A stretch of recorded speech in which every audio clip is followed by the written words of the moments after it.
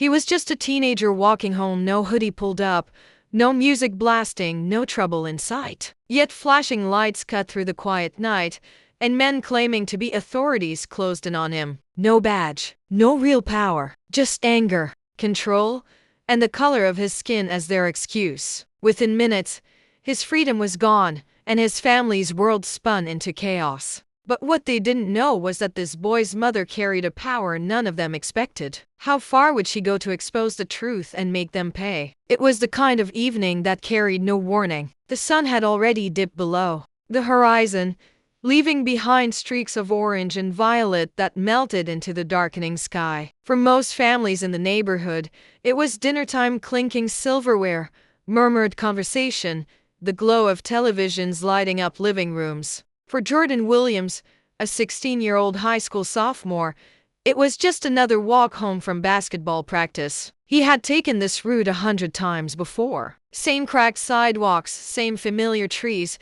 same rhythm of sneakers scuffing against the pavement. It felt routine, safe. Nothing about this night suggested danger. Jordan wasn't the type of kid people worried about. He was polite, soft-spoken, the kind of teenager who teachers described as respectful. His grades were solid. His love for the game of basketball evident every time he picked up the ball, and his world revolved around school, his team, and the close-knit bond he shared with his mom. His mother, Danielle Williams, was more than just a parent. She was a fighter literally and figuratively. By day, she worked as a respected district attorney, someone who knew the law inside and out. By night, she was the steady force at home, raising Jordan with values of discipline, respect, and the unwavering belief that he could carve a bright future for himself. In their quiet suburban neighborhood, Jordan had always felt a sense of belonging. He knew the neighbors, waved at the mailman, even helped Mrs. Ruiz carry groceries up her porch steps. To him, this wasn't just a place to live, it was home. Yet beneath that surface of comfort, his mother often reminded him of a truth he couldn't ignore. Not everyone would see him as the good kid he was. To some, his height, his build, and most of all, his skin color would paint a very different picture. Still, Jordan didn't let those warnings weigh on him. He believed in the good of people. He believed that if he kept his head down, respected the rules, and focused on his goals, the world would treat him fairly. And most nights, walking home from practice, that belief seemed true enough.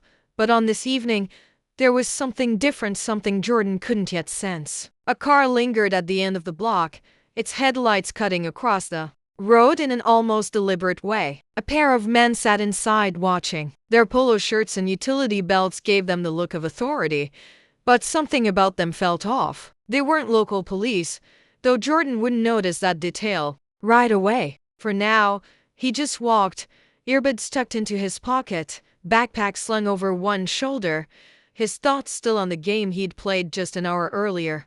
The sidewalks were quiet, almost too quiet. Even the usual hum of crickets seemed subdued. He passed a corner store, its neon sign flickering, and turned down the block that led straight home. To him, it was just another 5 minutes of walking. But to the men in the car, it was an opportunity, a chance to exercise control where none was warranted. What Jordan didn't know was that they had been circling this neighborhood for days, targeting kids who looked like him. They weren't real police officers. They weren't assigned to protect the community. They were members of a self-proclaimed neighborhood watch group, men who believed their authority came from suspicion alone. And tonight, they had set their eyes on Jordan. As he neared his street, Jordan's mind was already shifting to what waited at home. His mother's voice calling him to wash up before dinner. The smell of her famous chicken stir-fry filling the kitchen. The safety of four walls that always felt like protection. But just before he could step into that comfort, the sound of tires crunching slowly over asphalt echoed behind him. A presence crept closer, uninvited. And with every step, Jordan was walking toward a moment that would not only test his innocence, but ignite a fight far greater than he had ever imagined. Jordan adjusted the strap of his backpack as the sound of rolling tires crept closer behind him. At first, he told himself not to worry. Maybe it was just a car passing through. Maybe the driver was lost. But then the headlights didn't fade. They stayed fixed on him, crawling at the same pace he walked, casting his shadow long across the cracked pavement. His stomach tightened. Something wasn't right. The vehicle eased up beside him, and through the open window, two men stared. Their polo shirts had stitched-on badges, the kind you could order online. A patch that read HOA security clung to the fabric, but their tone, their presence, it didn't feel like security. It felt like control. "Where you headed, son?" One of them called, his voice sharp, too forceful for a casual question.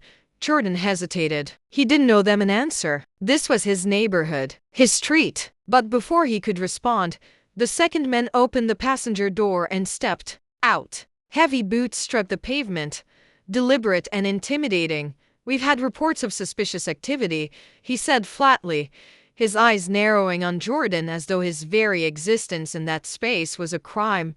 Jordan's heart pounded. He wasn't carrying anything except his backpack, still sweaty from basketball practice. No stolen goods, no weapons, nothing but his uniform and homework. Yet, in their eyes, he wasn't a kid walking home. He was a suspect. He took a cautious step back. "I live here," he managed, voice low. But his explanation didn't matter. The taller man pulled out zip ties from his belt, the kind used in place of handcuffs. "We'll see about that," he muttered.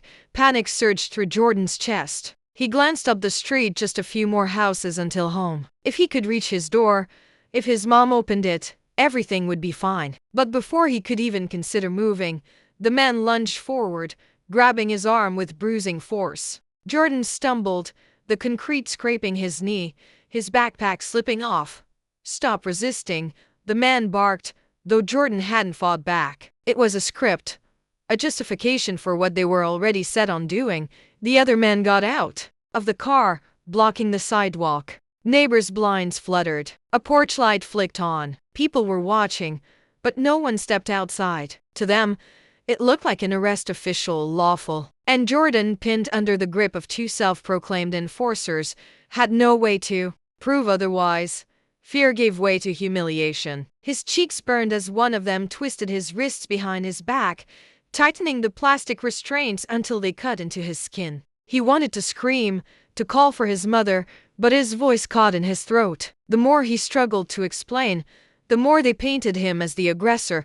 They shoved him toward their vehicle. The back door swung open, dark and suffocating. Jordan's mind raced. What would happen if they took him? Where would they go? These weren't police. They had no right. Yet here he was, powerless, trapped in their grip. As he was forced into the back seat, he caught sight of his house just down the block. The porch light was on, a sign his mom was home. Hope flickered for a second. Maybe she would come outside.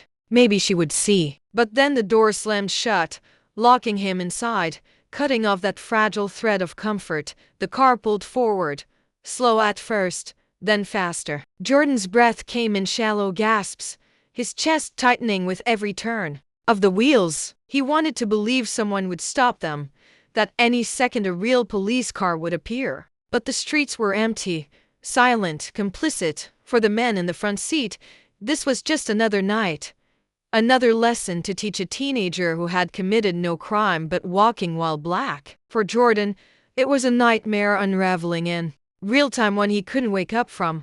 And just as the car rounded the corner, leaving the safety of his street behind, he realized no one even knew he was gone.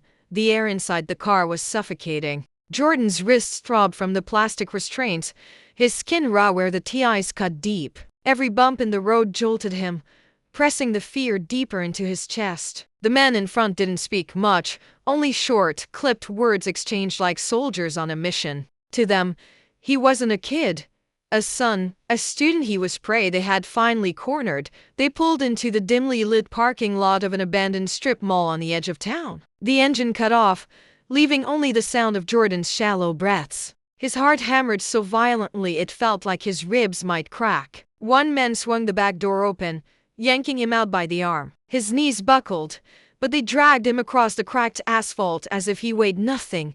Suspicious activity. One sneered, as though saying the words aloud made their actions legitimate. "Kids like you don't belong here after dark." Jordan wanted to scream, to fight, to tell them he belonged more than they ever would. But fear muted him. The truth was simple and devastating. These men had all the power in this moment, and nothing he said would change it. They shoved him against the cold wall of the empty storefront, pressing his face hard enough against the brick that he could taste the dust in the air. His chest tightened not just from the pressure, but from the crushing realization that this could spiral further. He thought of the stories his mother warned him about, stories of boys just like him who never made it home. "Where's your ID?" the taller man barked, ripping open his backpack and spilling his books across the ground. Algebra notes, a half-eaten protein bar, his basketball jersey, proof of his normal life scattered like trash at their feet. But they didn't care. They weren't looking for evidence. They were looking for justification. Then came the sound, a voice, sharp, commanding, undeniable. "Get your hands off my son." Jordan froze. His chest swelled with relief and fear all at once. Danielle Williams, his mother, strode into the lot, her heels striking the pavement like thunder. She had followed the faint taillights, desperate and relentless, and now she stood there, fury burning in her eyes. The men turned, their smug expressions faltering for the first time. "Ma'am, this doesn't concern you," one started, attempting the same false authority. But Danielle wasn't just any mother. She was the district attorney, a woman who had spent her life dismantling lies, exposing injustice, and forcing the law to be honored. Her presence cut through their charade like a blade. "You're impersonating officers," she said, her voice steady but laced with fire. "You have no jurisdiction, no authority, and you are assaulting a minor." The men exchanged nervous glances, their confidence wavering. Jordan's heart raced as hope flickered. Finally, someone had seen him. Finally, someone powerful enough to stand against them. Still, the taller man gripped his arm tighter, as though clinging to control. He was resisting. "We had to release him," Danielle snapped, stepping closer, her badge in hand. The metal glinted under the parking lot lights. "Or I will have you both in cuffs before the hour is over." For a tense, breathless moment, the lot fell silent. The world seemed suspended, balanced on the edge of violence or justice. Jordan's skin burned where the restraints cut, his pulse hammering in his ears. Would they obey? Would they double down? Finally, with visible reluctance, the men sliced through the plastic ties. Jordan's wrists sprang free, the sting of circulation returning sharp and painful. He stumbled forward, collapsing into his mother's arms. The men muttered curses, but their power had dissolved. Danielle stood tall, her arm wrapped protectively around her son, her voice carrying like a verdict. "You thought you could play cops. You thought you could steal my child's freedom. But tonight, you'll answer for every second of it." Jordan clung to her, trembling, his mind torn between relief and the haunting echo of what could have been. And as real sirens wailed in the distance, drawing closer, piercing the night, one thought consumed him. This wasn't just about him anymore. It was about every kid who never had someone show up in time. The flashing sirens painted the parking lot in blue and red. Real officers flooded the scene, their radios crackling as Danielle stood her ground, her son still trembling in her arms. The two men who had pretended to hold authority were quickly separated, their arrogance melting into excuses that carried no weight under the glare of true law enforcement. For Jordan, every second of it felt unreal, as if the nightmare hadn't quite released him yet. His wrists still stung, his knees scraped raw, but the deeper wound was invisible. It was the crack in his belief that walking home in his own neighborhood could ever truly be safe. That night, they made it home. Danielle placed a blanket around his shoulders, checked his cuts, and held him longer than she had since he was a little boy. She reassured him he was safe, but Jordan knew safe was fragile. Safety depended on luck, on timing, on weather. His mother had been close enough to follow that car. What if she hadn't been there? What if no one had been there? The questions pressed against his chest like weights he couldn't lift. The following days brought headlines, outrage, and debate. The two men were arrested for impersonating officers, unlawful detainment, and assault. Neighbors who had watched silently now spoke loudly, shocked at what had unfolded on their quiet street. But the truth Jordan couldn't shake was that silence had been their first response. When the moment mattered most, the blinds had closed. For Danielle, the courtroom became her battleground. She fought not only for her son but for the countless others whose stories never reached the light of day. She refused to let this be dismissed as a misunderstanding, as overzealous neighborhood watch. She framed it for what it was: racial profiling, an abuse of power, a reflection of a disease running through communities everywhere. Jordan tried to return to his routines: basketball practice, school, evenings at home, but nothing felt the same. The echo of zip ties cutting into his skin lingered. The humiliation of being treated as less than human shadowed him, even in moments of normalcy. Yet, within that pain, a fire began to spark. He realized his story could serve as more than just his trauma. It could become testimony. When the trial concluded and the men were sentenced, Jordan sat in the courtroom, his mother's hand in his. Justice had been served in the legal sense, but he knew justice stretched beyond prison walls. True justice would mean walking home without fear. True justice would mean his story wasn't one more in a long line of tragedies, but one of the last. The impact rippled outward. Schools in the district began new discussions on racial bias. Community meetings shifted from denial to action. Conversations that were once hushed and uncomfortable now demanded attention. Jordan saw his story become larger than himself, and, though the weight was heavy, it gave him purpose. But still, when he walked home alone, every crunch of tires, every flicker of headlights behind him made his heart skip. Trauma doesn't vanish. It lingers, teaching lessons no child should ever have to learn, and that is the truth of this story. Jordan survived, but not unchanged. His life was altered by men who believed his skin made him suspicious, who believed authority could be faked and weaponized without consequence. He survived because his mother had power, because luck aligned that night. But how many others never get that chance? How many voices are silenced before they're even heard? Jordan's story is not rare. It is not isolated. It is a mirror, reflecting a reality too many refuse to face. The question isn't whether this could happen again. The question is, how many more times will it happen before we, as a society, decide enough is enough?